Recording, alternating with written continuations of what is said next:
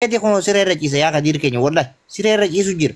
Kan dhugaa isaa dhukkubni isaa kun bar nuutu hubachuu fi dhabe malee Kadir martuu dhukkubni isaa ammaa miti itti jajjabeesse amma durallee suuraan takka gabbaatee turte garuu dhooyiseeti waan ammaatii miti jee ture akkuma kanatti isaa agartee akkasitti lafa dhee taa'u footoon kee gallakkifame miti kadurii jeetti dhooyisee jechuudha footoo ammaatu osoo beekamtu laalsii galee kana gaafa saniin ilkeensa adiidha adii miti. Foto saninni Facebook asirra maxxansee waan ammaatii jechuudha nuti hubachuu fi dhabne namni keenya hanga namni bututee lafatti gartee onni ijee ofoon laalutti nama onni hin jiru kanaafuu laala Habiibii keessa boona Kadir martuu isa qofaa miti maatiin isaatu gargaarsa barbaada wallahi takka bar namni qabsoo Kadir kana namni qabsoo keessa guddise abbaa isaatiin beekame yaa pointi gaarii abbaa isaatii takka uffata bareedaa uffatee deemu takka gartee Habiibii garuu Kadir dhooyiseeti abbaa kiyya maatiin akkas laala Habiibii amma Saaladdiin Abdiin beekame nama isatti dhiyaatu wallahi gizeen isarraa waa'ee isaa dhaggeeffadhu niin boo'e joorree kaaramiillee ogguun dubbisu niin boo'e ollaa isaatiitu gargaaruu ture abbaa Kadir martuu gartee takka abbaa Kadir martuu harkee qobbottiin harkee ani iyyati tanaanin gaafanni siidaa Sheekh Bakrii Safaloo xiqqaadha yeroo sananii iyyati tanaanin ta durdiisa kaata ammaatiin baanaa bar nama takkaa osoo laal dhaggeeffadhu seefna osoo Kadir laalamma abbaasaa dheengaddamma sagalee viidiyoo takka waraabanii turan Saaladdiin faayinti dawwalee viidiyoo isaa qaban ilmi kiyya wanni isaa akka maraachu akkamittiin fayyaa tahee abbaa kiyya kana hin gargaarranne amma Kadir akka lamatti ofillee miidhee nullee miidhaa jira akkam jiisa boonaa keenya tokkoffaa irratti nutti gabbee nutti himee takkaa isa takkaa maatii isaa kan akka gargaaru nutti himu takkaa ammoo agartee fayyummaa isaa kana beeynee fi akka gartee ofiillee dalagachaan jiru kara meeqatti miidhamaa jira namichi wallahi mucaan kun nama hedduu nama mararu amma gaafa namni abbaa isaa gargaaraa jiyoonni je abbaa kiyya naa wanti akkasiin dhooyisuu barbaada rakkina isaa kana namni akka harkuun barbaadu maaliif warri miidiyaa kunis qabeetu har'asi gargaaranii boruu si arrabsan harka mirgaatiin si kananii harka bitaatiin si qabalan maybe ummata kana harkee dhooyfatas ta'uu danda'a garuu wallaahi Kadir caalaa bararraan tana Kadir doolaara 50 illee ta'u faranjii yoo kanniteef waa beelarraan du'u garuu abbaansa rakkoo hamtuu keessa jira namni Kadir caalaa gargaarsi barbaachisu abbaasaati kanaafuu yoo Kadir gargaarrate asiyyuu ketti birrii isaa akaawuntii isaa barbaannee irra buusurra akaawuntii abbaasarra yoo gargaarre ani fudhatama qaba jeetii yaada akka kiyyatti beekamu maaliif abbaa fi ilmoodha adda baasuu hin dandeenye namni tokko akkamitti abbarra gargaara maaliif Kadir mee asii akaawuntii yoo irratti eenyu kaa'uu dandaati ma qarshii takka qabdaa jennu oo dhugaa dubbanni sabboona tamaariyaa jennu laal Kadir kiyya bakka tanatti Kadiri nuti gama bahaa kanatti gara Harargee kanatti ni beeyta namoonni keenya ka gara Harargee jiru kuni maraataan keenyallee waa kadhachuun beeku digalte Kadir martuu waan sanitu ajjeese sigalte rakkoo isaa himachuu nuti makaluma irratti duuna malee waa kadhachuu waa gartee sossobuu mala nama baasuu hin qaanfan sammuurraayis nu du'a amalli kun amala Harargeeti amma Kadiri walistoonni keenya gara baha Oromiyaa kana dhufan hundi isaanii irra guddaan isaanii akkana rakkoo isaanii namni hubatuuf garuu uummanni amma jiru kuni uummanni Oromoon amma jirtu kuni gaafa beekaa wallaalaa ta'e dhaggeeffadhu wallaalaan beekaa ta'e jira sigaltee gaafa gardee namni asirratti miidiyaa kanarratti wallaalaan umaan beeyne beekaa namatti fakkaatu jira uummanni kun manaa bakeessa jira moo saayira keessa jira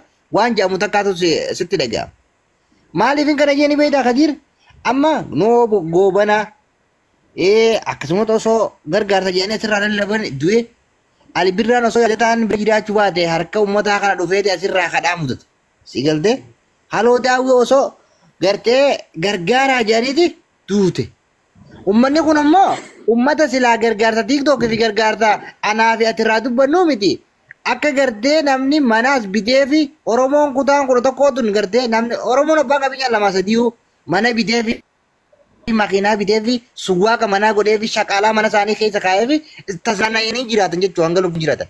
Sigatee kana godhuu dhabuun nama tokko kan lubbuu isaa ibsii kanne ati qabeenya qarshii 15 irraa qusachuun kuni yaada dogongoraa guddaa hawaasni keenya keessa jiru. Keessaa bakka baha Oromiyaatti rakkoon uummanni keenya qabu tokko kana kufaatii hamaa keessa jira dhaggeeffadhu Kadir. Lammata immoo nuti Kadir martuuti yoo gamana deebine Kadir martuu abbaan isaa mana gaarii hin qabu. Anak duga sitima. Mana gaarii takkaa dirraan gachiiseen beeku kanuma ati beektu sani. Akkas uffata illee Makiinaa takkaa gaarii takka uffatee hin beeku. uffata illee jijjiirateen beeku. Simintoo keessa oola guyyaa dalagatti. Dalaga oola. Simintoo wayii tolcha. Mee Kadir Martuutii fi abbaa isaa gootummaa isaa saddiisiiti. Siidaa calii calanqoo san namni akkasitti bareechee kaayee abbaa Kadir Martuuti. Abbaan Kadir Martuu silaa irratti dirredhawaa fi Finfinnee keessaa imaaraan qabu. Hin qabu. Bar nuti Kadiriif dubbanne malee abbaan isaa karaarra galu san. Hamana karaa keessa galu san hangammaatitti Oromoo bira eessi jireechi jennee gaafatuuni anumaafisi. Kanaafiini waa'ee Kadir Martuu kana yoo yaadannu. Namni abbaan gargaarre ilma ati ilma fakkeenyaaf ani ollaa abbaa keetii jiraadde mee ho'i siima bara wanni reefuun tana akaawuntii fagoo san wanni nu barbaachisuuf hin jiru wanni siin jeef mee ati fakkeenyaaf atuma firra dhaabii ilaali. Siifi nama maraachiti bar dubbii nama keenyaa kun mee siifi abbaa kee ollaa abbaa keetiiti. Ati immoo suuti jirta. Abbaa kee karakkoo keessi jiru kana dhiisee ogguun si dawwalee maalii si gargaara siin jee hangafti akkasitti dhaga'ama. Osoo narku. Yaa wallaahi. Laala amma gargaarta kuni Oromoon amala lama qabdi waa'ee gargaartaa kanarratti. Gargaarti dhufnaani waa cinamma suunis wooma jiraatu uummanni kun irra guddaan saniif deema. Amma maaliif jennaani gargaarti if danda'a. Gargaarta ijoolleetiif kan namni hundi asirra gargaara achirra gargaara nama waan jiru. Eeyyamaa mootummaa Ameerikaati. Sana booda gadhiifama. Achirratti namni waan qabu jechuudha biyya faranjii keessa jiru. Doolaara 50 ta'u 100 ta'u amma barbaade haga jaalala Kadirii qabu. Irra kaa'ee mul'ataan barbaadean arguu qaba.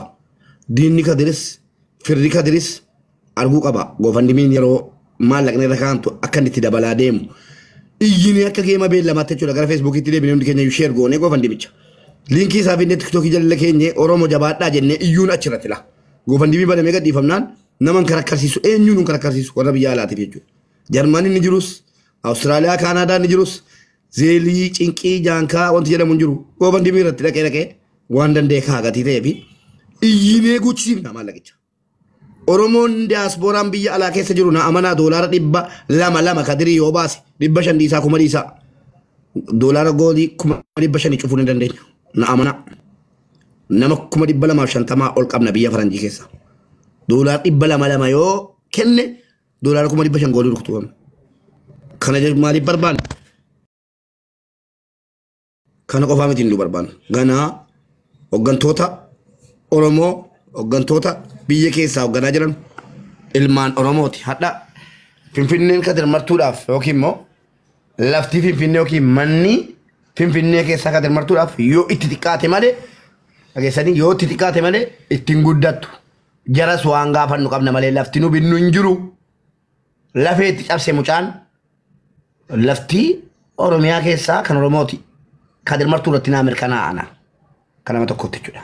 Ganaa warra mootummaatiin waa wal gaafannu qabna.